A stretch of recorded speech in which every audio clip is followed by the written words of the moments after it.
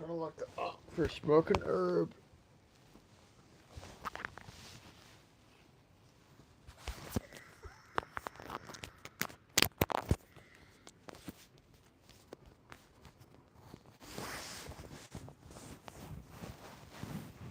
Let's check it.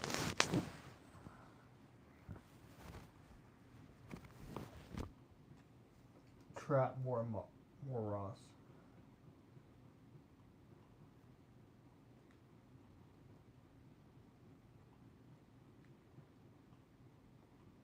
Update for you guys about the David autopsy, and there's some really horrible stuff in here. People have made a few new revelations. It really just goes to show you just how horrific and stupid this crime was, just how badly David allegedly tried to cover this situation up, and just what a shocking and awful state. So that's what's left in. Okay, rest in peace. Let's check it. I'm gonna break down some of the stuff from the full medical examination that's here. This is the full forensic report. So there's quite a lot here. There's quite a lot of pages. It's 26 pages long. But we can just focus in on some of the important stuff, like as you see here. Multiple penetrating injuries, manner of death, homicide, injury occurred with objects. So it says two penetrating. So look, I already covered the brief update on the autopsy, but this is now a full breakdown. It's also got information about how she was found. Okay. So obviously we covered this earlier, but like two penetrating wounds to the torso, right abdomen with injury to the liver, left chest with penetration of underlying intercostal space and cortical disruption of adjacent ribs, bilateral dismemberment of upper and lower extremities, multiple additional skin defects. See separate toxicology report. So it says, per medical examiner investigator's report, this 15-year-old female, Celeste, was found dismembered in a state of decomposition inside the car. Death was pronounced at the scene. Autopsy examination was limited by extensive post-mortem changes. So the decomposition of the body, the decay, the body was withered. Okay, it's not me making a joke, but the state that she was left in was referenced in so many of David's songs. Okay, I'm not here to make jokes. I'll address some of the stuff that's being said at the moment, but this is, trust me, I don't find anything funny about this situation, and that never ever want to make light. This is absolutely horrible. So it said there are two penetrating wounds of the torso with smooth edges that may represent sharp force injuries, so likely a knife. The wound on the upper abdomen penetrates the liver, and the wound on the chest penetrates the left intercostal spaces with disruption of the adjacent ribs. Bilateral upper and lower extremities show full thickness dismemberment, so completely dismembered. Multiple other skin and soft tissue defects are present without apparent associated internal injuries. So the etiology of these defects isn't apparent due to severe post-mortem changes. It says that toxicology shows the presence of a low level of ethanol, maybe due to post-mortem changes or ingestion, does not appear to be contributory to the cause of the death. Given the history and circumstances as currently known by me in setting the findings of the examination and in absence of other definitive causes of death, the death is multiple penetrating injuries and a homicide. So that's where it was made official. Okay, so this just breaks down kind of, you know, a lot of the tests and a lot of the details about her as she was found, which I won't get into in here, but it says here evidence of traumatic injury. It basically says skin defect. So this is talking about specifically the wounds involving the right abdomen, 21 inches below the top of the head, 1 inch right of midline. There's a 3/4 inch length penetrating wound with smooth edges. The wound is orientated in the 3 and 9 o'clock directions. The wound track sequentially perforates the skin and soft tissue of the right abdomen and the liver. The wound track would have an approximate depth of 1 to 1.5 inches.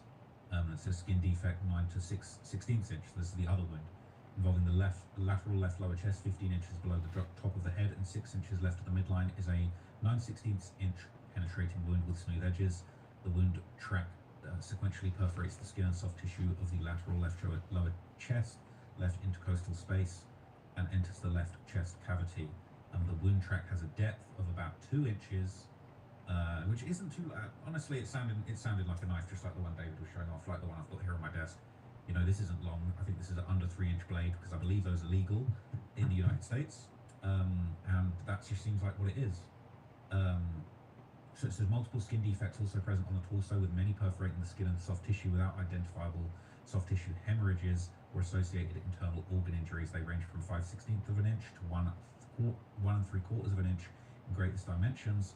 Multiple superficial linear abrasions are also noted on the right dorsal hand. That sounds like attempts to cut. The upper and lower extremities show full thickness dismemberment with relatively flat cut surfaces through the soft tissue and bones. What you're about to hear is crazy. It says no discernible hemorrhages identified at these sites. Multiple fragments of blue plastic material are found embedded in the cut surfaces. Representative fragments are collected by the medical examiner criminalist and submitted to the evidence department on September the 8th. Immediately they submitted that. The right upper extremity is dismembered at 9 inches from the top of the shoulder. The left upper dismembered 6 from the top of the shoulder. The left 4th and 5th fingers are amputated. The right lower extremity is dismembered in 2 places. One side is 12 inches from the top of the leg, and the other is 10 inches from the bottom of the heel. The left lower extremity is dismembered in 2 places. One side is 9 inches from the top of the leg, and the other is 15 inches from the top of the heel. So, what a lot of people are thinking about this blue plastic, saying, why would there be blue plastic in the wounds? Well, the theory that's been given, that I've seen,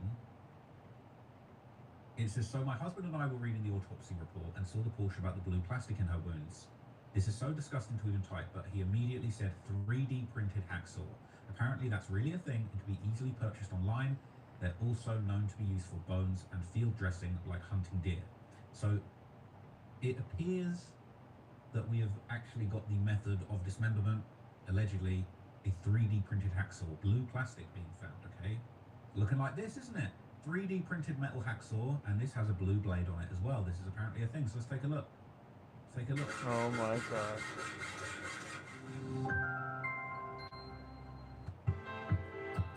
So look, this is a whole breakdown of how you can make this. I don't know if he printed it himself, if he bought it, but or it could be, you know, just a plastic hacksaw he got from somewhere else. But this is a real thing. As you can see, the blue blade there. I wonder if David watched this video. Honestly, the fact that you could craft something like this so easily, and you just have to have these serrated edges that are really sharp. And you know, it's made of plastic. It's not going to be strong enough. You're not going to be able to stop teeth breaking off, cutting through bone. But as you can see, this ain't too difficult. This ain't difficult to put together. This wasn't hard, okay? And there it is. Yeah. It's actually chilling to see that. It's actually so chilling to see that. But that's now the theory, that he might have cut her up with a 3D printed hacksaw. It's just twisted, okay? Just so tired of hearing about it. So, the right upper, okay, so yeah, that, I just need to digest that for a second, because that actually does look like what happened. And so what we're going to see later on in this document that I think is really interesting, that's worth looking into, is some accounts of actually how she was found. Obviously, we've got the toxicology report here, and it says alcohol was present, but that might have been produced in her body, you know, at some point else. Seems to appear that she tested positive for methamphetamine and MDMA, as well as benzodiazepines. Now that is very, very interesting. I haven't heard people talking about this benzodiazepine part that was found in the liver. So I do wonder what that's gonna work out being. So it's got some information about the alcohol analysis. A presumptive positive result, PP, signifies a detection of a drug class, but must be confirmed by additional testing for true identification. So I don't believe it was a significant amount. Obviously, we've already seen these pictures of exactly where the wounds were. It's really sad to see that. And then obviously this one's more comprehensive, it actually shows the cuts, multiple defects here. It looks like there were attempts.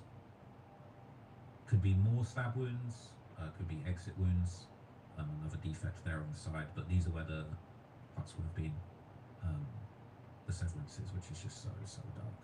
So some of the accounts from how the autopsy went down, as well as how the car ended up getting pounded, is quite interesting as well. So we're actually going to hear what actually went down with some of the police that were present for the discovery of the body. So it says a passerby reported the abandoned black Tesla parked on the street to the LAPD. It was impounded and towed on the 8th of September. A manager noticed a foul smell emanating from the vehicle and reported it to auto detective. The detective basically inspected the vehicle's front trunk, found a large black zippered body bag with handles, partially unzipped the bag, revealing a human torso in the back of a head. He pronounced death on scene at 1100 hours with no medical intervention. No person in custody at this time. Charges pending, no weapon recovered. So that's the state that the body was found in. That's the situation that investigators and police are dealing with. And they're doing the toxicology, they're finding all these stab wounds. We didn't know about this for 7 months, but day one, the cops are knowing this, right? And within a couple of months, we're getting all of the information. So there's more information here about how it went down. Basically, this is a witness statement.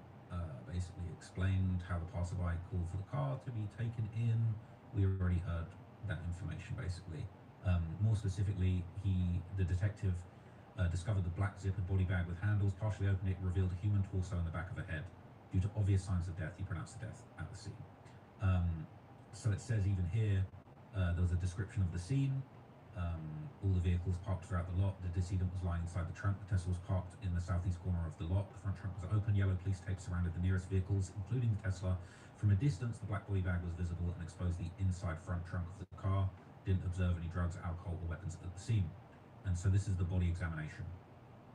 Observed the decedent's posterior head and torso lying prone in a body bag inside the front trunk of the Tesla. Her head was oriented towards the north. She appeared to be of indeterminate age and ethnicity, with dark hair and natural teeth. She was wearing a tube top, underwear, leggings, and socks. I observed multiple holes in the front and back of the tube top. So that's the stabbing. And again, that was information that was kept from the public while the investigation was going on. She was missing both arms above the elbows and both legs above the knees. Underneath the body bag was a black trash bag that contained the decedent's apparent compiled bilateral arms and legs. They appeared to be dismembered into several fragments, and it looked like the legs had actually been cut into two, had been cut off and then cut into two, based on actually the two cuts that I didn't notice earlier. And what's interesting is a lot of people have been pointing this out on Reddit, and they've basically been making the point to say that it was very, very stupid of David. Said, how did he screw up his alleged crime this bad, using a body bag for the head and torso, but just a trash bag for the limbs? Some people are shocked that that is how this went down. They're saying, who has cadaver bags laying around? I noticed this too. I wonder if the dismemberment wasn't planned and he thought he was going to fit it all into one bag, but didn't, so he opted for dismembering and putting the limbs in a trash bag. It's crazy. Okay, people saying it doesn't make sense. Her whole body would have fit into a cadaver bag. It's designed for a whole body. He probably dismembered her because he thought it was an easier disposal and more easy to transport a couple of parts than a full body. I don't know if we're ever going to understand what his mindset was during this time. I wonder if he will ever, if he pleads guilty and speaks out, that would be a long shot, right? Because then why not place the trash bag with the limbs inside the cadaver bag once the torso is in the front? Why leave the thin trash bags on their own? On its own, it makes no sense. Aren't cadaver bags made to prevent liquid and decomposition from seeping through? I don't know. So anyway, it goes on to say the decedent was in an advanced stage of decomposition demonstrated by foul odor, discoloration, liquefaction, insect activity, partial skeletonization, and skin slippage. So just awful state that she was left in, allegedly by David. Whoever's responsible for this, allegedly, in some people's opinion, is just one of the most depraved examples of a human being I could possibly imagine to leave someone in this state.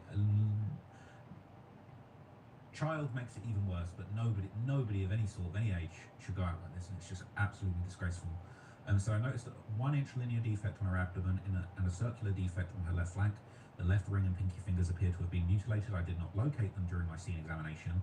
She has a tattoo that reads shush on the inside of her right index finger. I did not observe any discernible scars or tattoos. The decedent was not ID viewable due to decomposition of the face and was not live scanned due to waterlogged fingers. So just awful state, right? They were eventually identified by dental radiograph comparisons.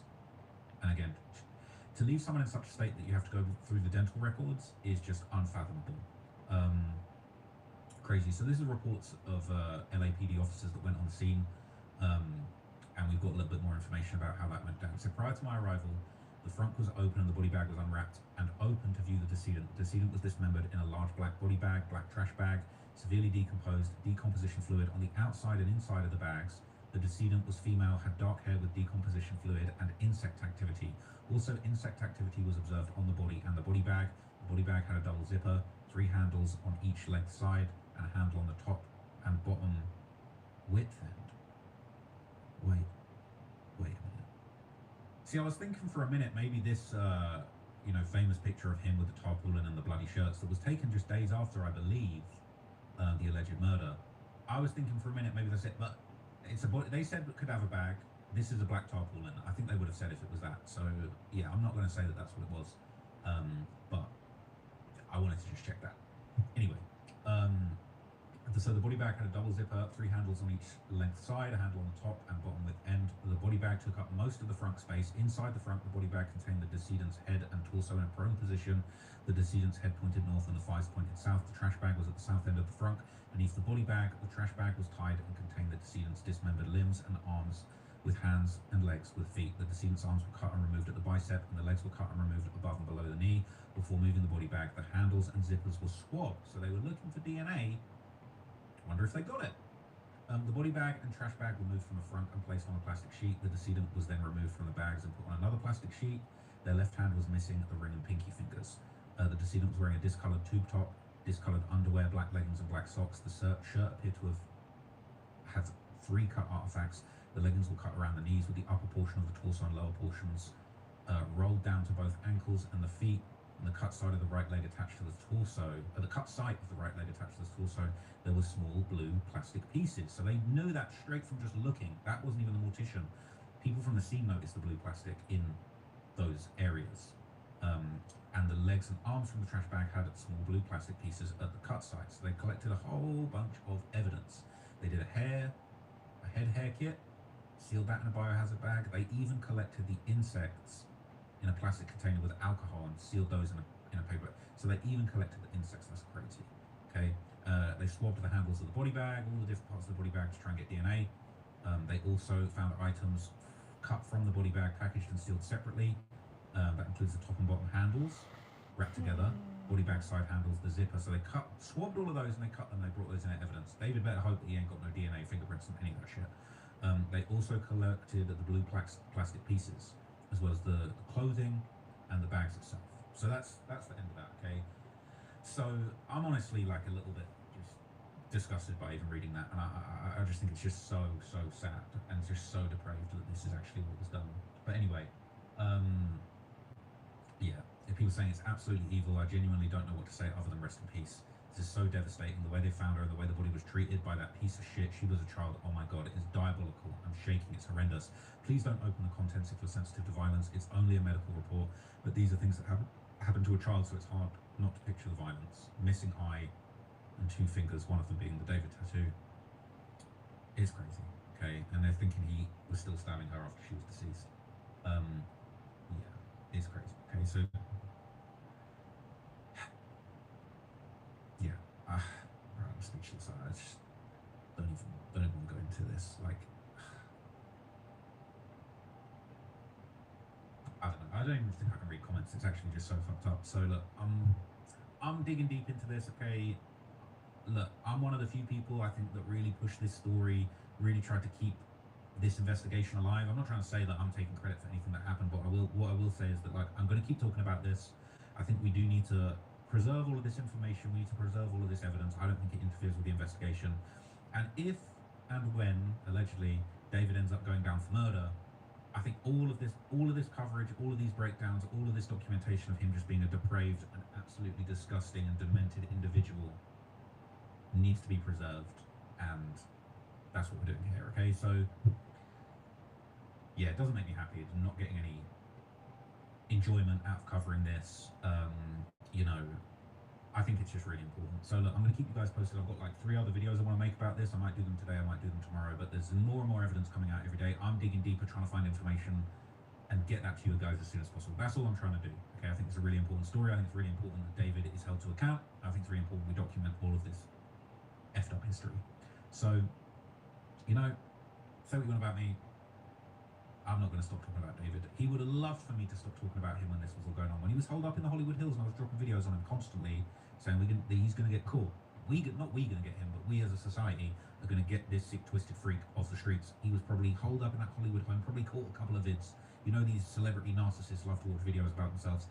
So he probably was pissed. He would have loved for me to stop talking about him, and it's not going to happen. Don't care what anyone says. So anyway, let me know what you think of that.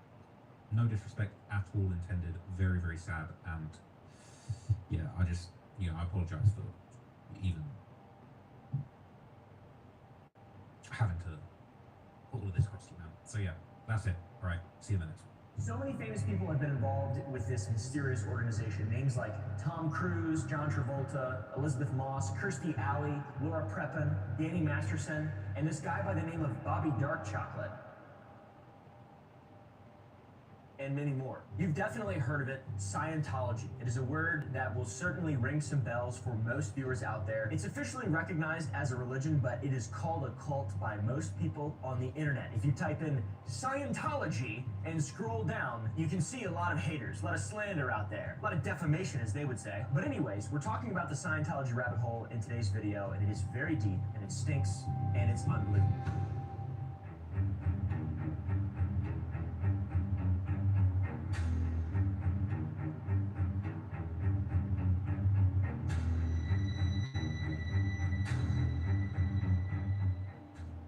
So let's start with a simple question. What exactly is Scientology? On paper, it's a religion founded by L. Ron Hubbard in 1953, offering a path to greater self-awareness and spiritual enlightenment through a process called auditing. But the reality of what Scientology is far more complex and disturbing, puckering, I would say. What would you say, little boy? Just kidding. The Holy Relic has his own camera now. Isn't this awesome?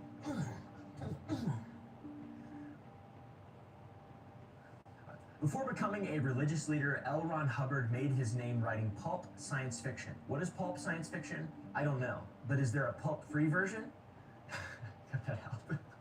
Throughout the 1930s and 40s, he cranked out hundreds of stories for magazines like Astounding Science Fiction, scraping by as a moderately successful genre writer. He was kind of the Hitler of pulp science fiction writers. Big failure, to be honest. Barely scraping by. This background as a pulpy science fiction writer becomes particularly interesting when you consider that Scientology's core beliefs involve ancient aliens. Yes, sir. Galactic confederacies and souls that have existed for trillions of years. I love aliens, by the way, and I'm not a Scientologist yet. We'll wait to the end of the video to decide whether or not I'm going to become one. All right, guys? We'll leave it up to you. If this video gets 100,000 likes, I will become. It's tough, this whole story. It's very tough. For a bit more context on L. Ron Hubbard, there's a quote that actually haunted him for decades. According to several of his contemporaries, Hubbard once declared at a science fiction gathering, a fucking nerd party, "You don't get rich writing science fiction. If you want to get rich, you start a religion." I'm gonna write that one down. Of course, the church vehemently denies he ever said this because it would erode their legitimacy quite heavily. Yet, multiple witnesses, including science fiction writer Theodore Sturgeon, my favorite, have sworn to hearing similar statements from Hubbard at various nerd parties. The transition for L. Ron Hubbard from fiction writer to religious founder wasn't exactly immediate. In 1950, Hubbard published Dianetics, the modern science of mental health, and marketed it as a revolutionary self-help system. It is a book that promises to cure physical ailments, increase intelligence, and eliminate unwanted emotions, like constipation, for example. People flocked to Dianetics. People were very stupid in the 1950s.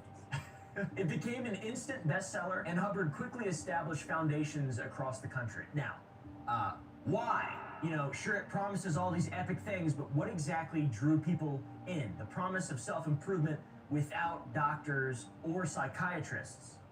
That's what drew people in. By the way, L. Ron Hubbard despised both of those professions fairly openly, doctors and psychiatrists. That becomes a cornerstone you'll learn more about. When the initial craze and virality of Dianetics in the 1950s began to fade and the organization faced some financial troubles, Hubbard made a pivotal move. In 1953, he repackaged his science fiction ideas as the Church of Scientology, adding religious elements to his teachings. It wasn't just a philosophical shift either, it was a very strategic shift. Notice how my preface was when the virality of Dianetics started to fade and the organization faced financial troubles. This began crazy. You see, my friends, religious organizations enjoy significant legal protections and tax benefits that self-help groups or honest people just don't get. This guy Ron's a f***ing genius, or whatever. So what is the appeal exactly? What does Scientology offer that attracts so many followers and has for such a long time, in spite of it just being a made-up science fiction work of nonsense that was built to extract money from people? The main attracting pitch for Scientology is that it offers you a precise scientific method to free you from emotional pain, boost your abilities, and reveal your true potential. This is unlike traditional religions where you ask for faith in unseen gods. Scientology presents itself as practical technology that can deliver measurable results. Don't believe us, they say. Try it for yourself and get your money back, guaranteed. They don't actually say that. New members of Scientology typically start with basic courses focused on communication skills, things like how to smile properly and how to wave.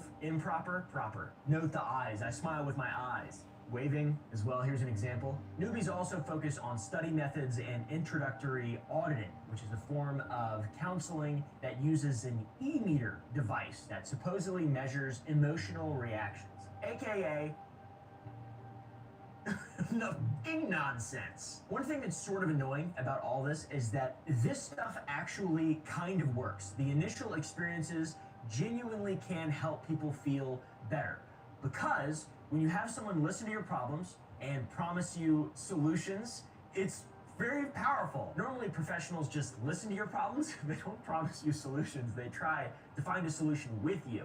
Scientology just cuts out that evidence-based approach and says, you are a trillion-year-old spirit. Nuclear bombs and volcanoes were in your past. Give me money. Give me money. To the vulnerable and people who don't feel exactly fulfilled and or maybe feeling lost, this is powerful. Also, the early stages in general of Scientology are not particularly outlandish. They're pretty cool and kind of normal. You see, it's only as members progress up to the bridge to total freedom, is what it's called, as they invest more time and more money, they are gradually introduced to more controversial cosmological beliefs, including the story of Xenu, my grandmother's dog. Wait, no, that was Xena. It was Xena, it wasn't Xenu. For some reason in my head, I was like, my grandmother might be a Scientologist. Xenu is the galactic overlord who allegedly brought billions of his people to Earth 75 million years ago, and then fucking killed them using hydrogen bombs in volcanoes. That is real. That is not a misrepresentation of the core belief of Scientology. That is real. It also took quite a while for Scientology to actually achieve a religious status. Throughout the 50s and 60s, Hubbard fought lengthy legal battles around the world to secure religious recognition, and in the United States, the organization waged war against the IRS for decades before finally gaining its tax-exempt status in 1993, under some mysterious circumstances that we'll explore later. Let's just say I'm waiting on my tax-exempt status too. Just kidding, I'm not, because that alludes to me doing something horrible and evil. Across Europe, in countries like Germany, France, and Belgium, Scientology continues to face official skepticism, governmental skepticism, often classified as a business or potential threat rather than a religion, which to me makes a lot of sense. But one fascinating aspect of Scientology's history is its hostility towards splinter groups or denominations. Most religions have some kind of denomination or offshoot, some kind of friend church or something. What are ye? Baptist? No, I'm Wesleyan. Whatever that is. Is that a thing? I think that's a thing. Scientology is not so friendly. They attack anyone practicing its trademark techniques outside of the official organization. Independent practitioners, known collectively as the Free Zone, get litigated against frequently. They get frequently. They also get harassed and are labeled as squirrels, which is a pretty bad insult in Scientology, apparently. So we raised a few important questions here. If Scientology truly offers a path to spiritual freedom, why does it require a ruthlessly maintained monopoly on its practices? Strange. You can't be spiritual and also have a proprietary good that you sell. Anyways, this naturally leads us to the cult question. I said the word cult just a moment ago. What makes something a cult rather than a religion? Comment down below. Or not. You're not going to win anything. Scholars typically point to several key factors. A, charismatic leadership. B, isolation from society. C, control of information. D, financial exploitation. And the one after D, psychological manipulation. That's not even a joke. I forgot about E entirely. I started to panic too. Surely, most religions exhibit some of these traits to varying degrees, but cults embody them to a more extreme and systematic level. The institution of Scientology is completely emboldened by all of these things, and then slaps a trademark on it. And if you stray from that path, sued, lawsuit, boom, I'm gonna hit you with a fucking lawsuit, you little you. Just kidding. Praise be. Let's take the charismatic leader aspect as our first example. Most major religions were indeed founded by fairly charismatic people. Jesus, Buddha, Muhammad. But these faiths evolved beyond total devotion to their leaders. In Scientology, Hubbard remains as the absolute authority, and his words are considered source and cannot be altered or questioned, even decades after his death. Rip, old boy. Shouldn't have been so spiritual and awesome. Maybe you would have lived a little bit longer.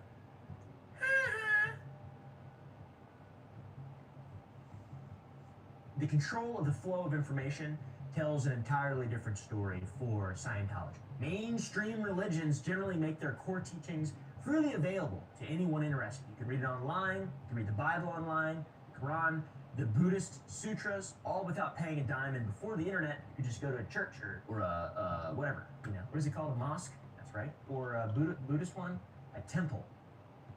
You could get them teachings for free, is what you could, but by extreme contrast, Scientology reveals its central cosmological teachings only to members who have paid hundreds upon hundreds of thousands of dollars and also signed strict confidentiality agreements with large legal penalties for disclosure. So join, pay us money, we'll teach you, but you can't say anything about it, because that's the only way we'll make money. Took my jacket off. Financial demands also separate cults from religions even further. While most faith traditions encourage donations, they rarely make spiritual progress contingent on specific payment amounts. But in Scientology, advancing through the different levels of the bridge requires increasingly expensive courses and auditing sessions, with total costs potentially reaching millions of dollars per member. So that really isn't a tithing, I would say, or passing around a collection plate. When L. Ron Hubbard says, "Let me hold a 20, he actually means, give me millions of dollars so I can lie to you, you fucking dumbass. That's what he actually meant, I think. To the defenders of Scientology, it provides a structured path to greater awareness, a supportive community, and techniques to overcome past trauma. All pretty cool, valid things, but to its critics, it offers an initially helpful facade that gradually transitions into a system of control, exploitation, and isolation designed primarily to extract the maximum amount of money and loyalty from its followers. It seems like this is an unbiased piece, I promise. It's very unbiased. And as we'll discover throughout this exploration of a video, the reality of Scientology is far stranger than most people realize. Things get so fucking deep, so dark, honestly, and they go places unlike most on earth religions, that is. This is Scientology. It's part business, part intelligence agency, all working in lockstep towards goals established by a science fiction writer who discovered that creating a religion was indeed more profitable than writing about fiction worlds. The secrecy behind Scientology is pretty interesting as well. At the heart of it lies one of the most elaborate classification systems ever created for religious teachings. The organization's materials are divided into distinct levels that members can only access after paying for specific courses or demonstrating a sufficient amount of loyalty to either L. Ron Hubbard or the new guy, who we'll talk about pretty soon. The system is not just about spiritual progression, it is about information security and controlling that information and controlling the people of the organization. One interesting factoid is that the church justifies its extreme level of secrecy with seductive logic.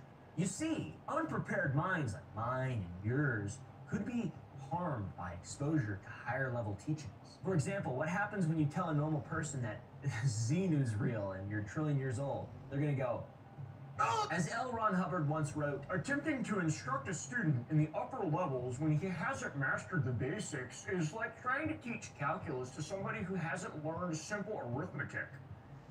Thank you, L. Ron Hubbard. That's very, very elaborate. I really appreciate it. But that's pretty seductive, though. Seems cool. Well, you can't learn this because your head will explode if you try to learn it. So yeah, pretty seductive, pretty reasonable, pretty logical, until you discover what those upper levels actually contain. The journey begins fairly innocently enough, learning how to smile, all that stuff, study techniques, basic auditing, which is the e-meter thing. These introductory materials are labeled Division 6 content and are relatively inexpensive, and they contain little that would raise anyone's eyebrows. As members progress, they move from being pre-clear to clear, which is a term you've probably heard of if you've ever heard of anything that has anything to do with Scientology. Supposedly, clear people are free from the negative effects of their reactive mind, which is the base human mind. Achieving clear status typically costs between $30,000 and $50,000, but when you reach clear, it is just the beginning of the real Scientology journey. At this point, your brain will no longer fucking explode when you hear about Xena, my grandmother's dog or whatever. It's the nipple, the tip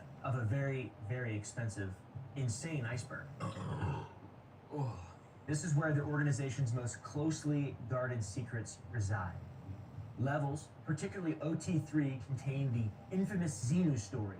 Galactic dictator allegedly brought billions of aliens to Earth 75 million years ago, placed them around volcanoes, and then blew them up with hydrogen bombs. Then the disembodied spirits of these aliens, called body phantoms, supposedly attach to humans today and cause our problems. Get off my back, you disgusting beast! Before accessing the OT Xenu materials, members must sign very restrictive confidentiality agreements. Ones like this.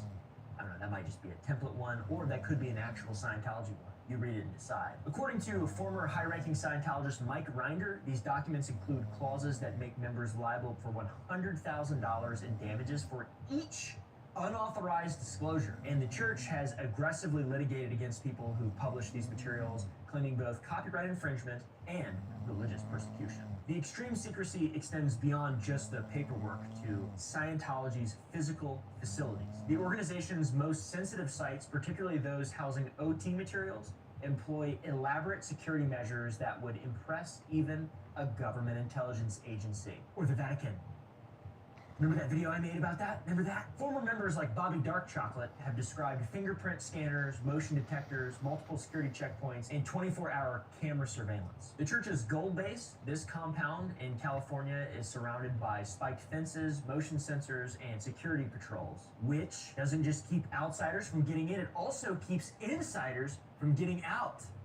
Pretty interesting stuff. The church is very serious about preventing those insiders from getting out, especially with sensitive materials. Ex-members have reported that advanced courses can only be studied in secure rooms where no materials can be removed, and with constant monitoring to prevent any note-taking or recording. The obsession with information control extends to how Scientology also handles criticisms of its controlled information. When these materials first leaked to the media in the 1970s and 80s, the church didn't just deny its authenticity, they claimed that even reading such materials could cause pneumonia and death to the unprepared, which is so awesome to say that and mean it. Then, in the 1995 court case Church of Scientology International versus Fishman, the church argued that merely exposing someone to these teachings without proper preparation was just harmful in general as well. This secrecy system is so effective. It creates a powerful desire to advance and discover what is being withheld, learning,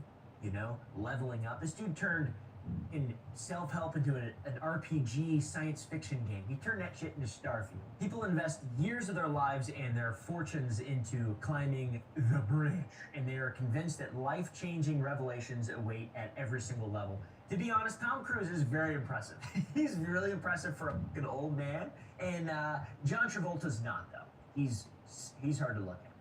By the time they reach the controversial content about Xenu and body thetans, they're typically so invested that the cognitive dissonance kicks in, the sunk cost fallacy becomes a piercing ring in their ears. It becomes easier to accept the strange teachings than to admit that they've wasted enormous resources on science fiction that has been repackaged as religious truth. Embarrassing! You are, not you, none of you are what? Are you? Are they watching this? This hierarchical treatment of information also serves another purpose, and that is to create a class system within Scientology. Very effective for religions, by the way. Class system is extremely effective, where higher level members feel superior to those who haven't accessed the truth yet.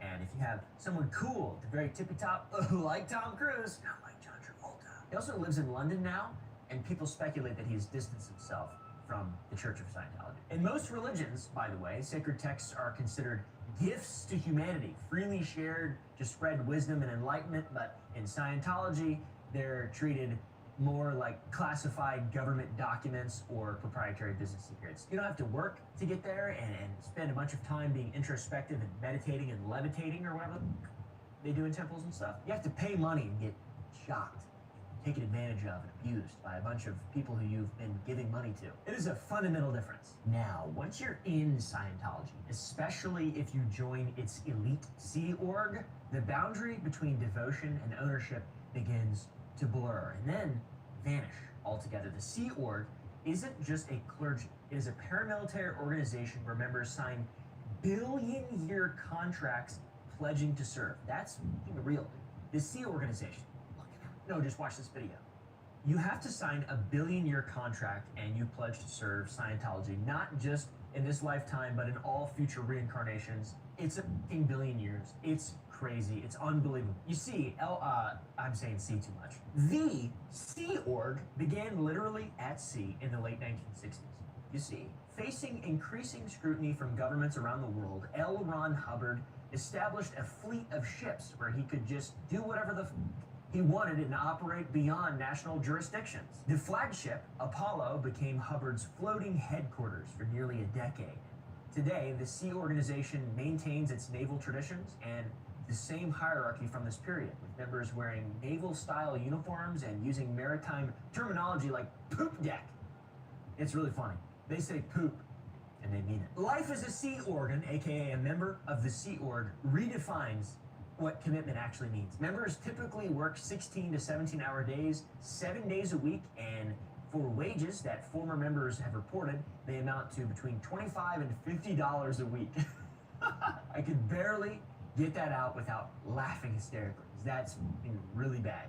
That is so bad. That's below federal minimum wage, but international waters, what are you gonna do? They also eat communally, they sleep in dormitory style accommodations and have virtually every aspect of their lives totally controlled by the Sea Organization. A work camp with a religious veneer is how former Sea Org member Mark Headley described it. It's not really what most people picture when they think of religious order. I think of guys with the tops of their head shaved, but they have that ring, the sphincter of hair or whatever. Maybe the friar cut or whatever it's called. I like that. I think that's pretty cool, but this is sad. What about things like paternity leave or maternity leave, you might be asking to your phone or television or your phone or television screen right now? I think the most disturbing restrictions of joining the Sea Org are in regard to family planning. This is up, but multiple former female Sea Org members have testified that they were pressured or ordered to have abortions as children are considered a distraction from their billion-year mission at sea.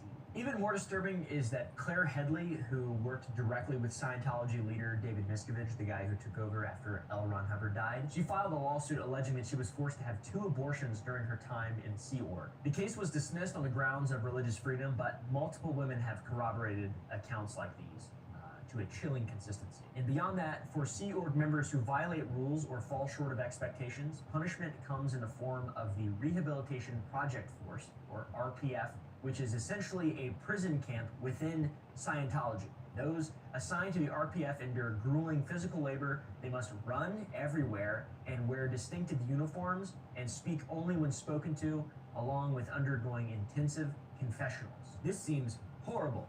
I'm just gonna go out and say it. They're also typically segregated from other Scientologists and forbidden from communicating with family.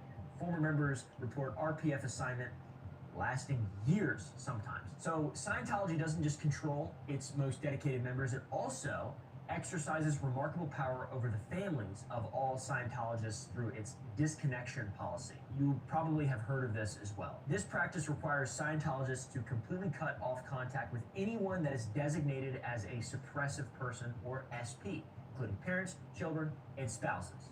Everybody, even your old buddy Bubba York. So what earns someone the SP designation? Well, criticizing Scientology, speaking to the media, seeking psychiatric help, or simply associating with squirrels, others who have done these things. But the organization frames disconnection as a choice. Former members obviously have come out and described an environment where refusing to disconnect means being labeled an SP yourself, losing your religious community, and potentially your livelihood if you work with other Scientologists. A lot of people do. They tend to work with other Scientologists because the only way to... It's bad. You can kind of see where all this is heading. And the human cost of this can be devastating. Mike Rinder, once the head of Scientology's Office of Special Affairs, who later became a critic of Scientology, hasn't spoken to his son in over 15 years because he's been disconnected. immunosuppressive person. He left the church. You can't do that. And his daughter didn't even notify him when she was diagnosed with cancer. It's that dumb. Actress Leah Remini has described how her decision to leave Scientology cost her relationships with friends who remained in the organization. And these aren't isolated incidents. This connection has torn thousands of families apart. Very bad, very unethical. Speaking of ethics, within Scientology, behavior is micromanaged through an elaborate ethics system. Unlike ethical frameworks in mainstream philosophy or mainstream religions that focus on moral principles and discipline and things like that, Scientology's ethics system is primarily concerned with productivity and loyalty to the organization. Members can be required to write up their overts, which are transgressions, in detailed confessions that are kept permanently in their ethics files. Everybody is like Frank Sinatra, and Scientology is like the FBI. And conveniently enough, these files can be then used against the people who they're on if they ever are critical about the church. Pretty much the best leverage that has ever existed. It's a really good system. It's a well thought out, good system. It's evil. Further, the ethics system operates through a series of conditions from confusion at the bottom to power at the top, each with specific formulas members must apply to improve their standing in this system. Failing to meet quotas like an elf, or harboring doubts, or even associating with critics can result in being assigned a lower condition, requiring various forms of amends and public confessions, which is fucking ridiculous. Plus, they got this thing called the Whole, which is probably the most extreme manifestation of Scientology's control system. The Whole is a facility at the organization's Gold Base in California where, according to multiple former executives, senior leadership members, and more, they were confined there for months or even years. Those who spent time in the Hole describe being forced to sleep on the floor, eat slop, and participate in degrading confessions and endure physical abuse. Former executives like Mike Reiner report being held there against their will, with security measures being taken to prevent their escape. Now,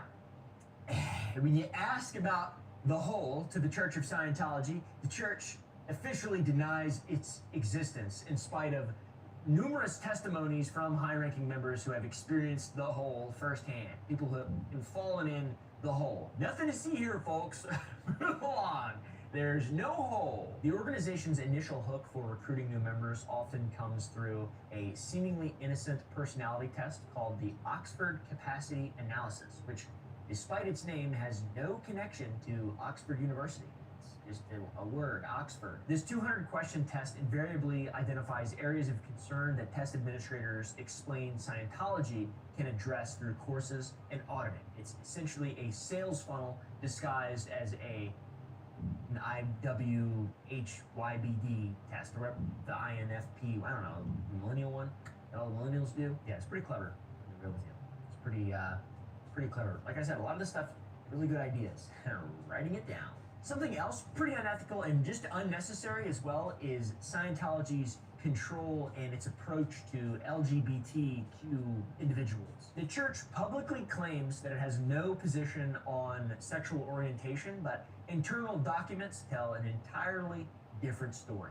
L. Ron Hubbard classified homosexuality as a sexual perversion and placed it low on his tone scale of human emotions. Former members report being subjected to auditing sessions that were aimed at handling their sexuality, and Sea Org policy has historically forbidden homosexual relationships. So the Church of Scientology has many mechanisms in place to control its pupils, or flock. Its flock. Let's use the word flock, because I like saying it. There's a lot, and what makes them particularly effective is how gradually that they're implemented. New members aren't immediately asked to disconnect from family or confess their deepest secrets and say, "I'm gay."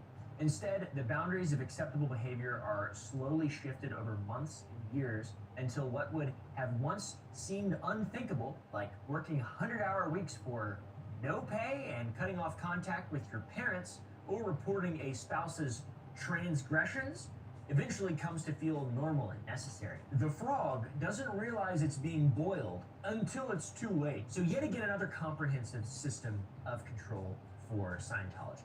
Economic state of its followers is controlled, its flock, the social state, psychological state, the physical state. All of it goes far beyond what mainstream religions ask of their adherents. Certainly, many faith traditions encourage sacrifice and discipline, but few demand total subjugation, as is seen in Scientology's most dedicated ranks. Behind the gleaming facade of Scientology and the celebrity endorsements from incredibly handsome men like John Travolta lies a disturbing pattern of unexplained disappearances, suspicious deaths, and cases where it kind of seems like, I'm not saying anything, where the practices of Scientology have directly contributed to the tragedies at hand. This isn't missing 411. These aren't missing, disappearing people across the national parks of North America. These are people who are associated with a church that just has a hole.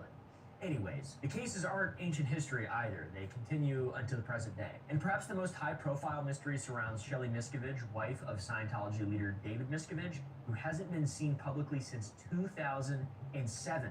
And as the First Lady of Scientology, Shelley was a visible presence at church events and worked alongside her husband in running the organization. Then she suddenly vanished. And former high-ranking Scientologist Mike Rinder, who we've talked about before in this video, has stated that before her disappearance, Shelley had completed some organizational tasks against her husband's wishes, which potentially triggered his notorious and short temper. And after this incident, she disappeared from public view, quite simply. That is f***ing insane. And that's just a thing. In 2013, actress Leah Remini, upon leaving Scientology, filed a missing person report with the LAPD, and the LAPD later stated that they had made contact with Shelley and considered the case closed, but they provided no proof of the meeting, and there were no independent verifications of Shelley's well-being that have ever occurred since then. And in 2022, an investigative journalist, Yashir Ali, reported that the LAPD's determination was based on a dubious fingerprint identification rather than direct contact. That seems very mysterious to me. I don't like that very much. Former Scientologists believe Shelley may be held at a secretive church facility called the Church of Spiritual Technology in Twin Peaks, California, and is essentially under house arrest and has been for over 15 years. And the church refuses to comment specifically on Shelley's whereabouts, often saying she's working on church projects, which is such a cop-out, dude. That's what I would say if someone went missing and I was very suspiciously involved and probably the perpetrator. Even more disturbing is the case of Lisa McPherson, whose death in 1995 became one of the most significant scandals in the history of Scientology. McPherson was a dedicated Scientologist that experienced a mental breakdown in Clearwater, Florida after a minor car accident. She removed her clothes and wandered naked down the street, telling paramedics that she needed help. She was taken to the hospital for a psychiatric evaluation, something that Scientology vehemently opposes, and church members arrived at the hospital and, against medical advice, took McPherson to the Fort Harrison Hotel, which is Scientology's spiritual headquarters, and there, according to court records, she was placed on an introspection rundown, which is Hubbard's alternative to psychiatric care involving isolation and vitamins. Thank you. Thank you for the vitamins. My mind hurts. Speaking of vitamins, I need to take my vitamins. I've been a bad boy. I haven't taken my vitamins yet today. I'm missing a few. Interesting. When you punch me, I drop vitamins instead of coins, like in the Lego games or whatever. For 17 days, McPherson remained at Fort Harrison under the care of Scientology, and when she was finally taken to a real hospital, she was pronounced dead on arrival. And medical examiner Joan Wood initially determined McPherson's death, or cause of death, as being by a blood clot brought on by severe dehydration and bed rest. She was also covered in cockroach bites, had bruises all over her body, and weighed just 108 pounds, having lost approximately 40 pounds during her time under the care of Scientology. The church initially faced criminal charges, which were ultimately dropped, and a wrongful death lawsuit from McPherson's family that was settled under confidential terms. I assume money, hopefully some kind of justice, I have no idea. But disturbingly, after intense pressure from Scientology, the medical examiner Wood changed her findings, contributing to the dropped criminal charges. She later expressed regret for altering her conclusions. That's very, very suspicious. Other cases follow a similar pattern. Ellie Perkins, a dedicated Scientologist and mother in Buffalo, New York, had a son, Jeremy, who clearly suffered from schizophrenia. And following Scientology's anti-psychiatry teachings, she rejected medical treatment for him in favor of vitamins and the processes of Scientology. And in 2003, Jeremy, in the midst of a psychotic episode, stabbed his mother 77 times, killing her. Jeremy felt that he was being poisoned by the vitamins, and after a suicide attempt, killed her. Noah Loddick, a 24-year-old who became involved with Scientology, spent over $5,000 on courses during his brief involvement, and in 1989, after growing increasingly disturbed, he jumped from a 10th-story window to his death. And his parents later discovered he had been told his problems stemmed from events in past lives. Not even real stuff, just when he was an alien and got bombed atomically. Kyle Brennan, the son of a Scientologist father and a non-Scientologist mother, was diagnosed with depression and prescribed medication. And while visiting his father in 2007, Brennan's Scientologist father allegedly took away his depression medication following church teachings against psychiatry. Days later, Kyle was found dead from a gunshot wound, and that was ruled a suicide.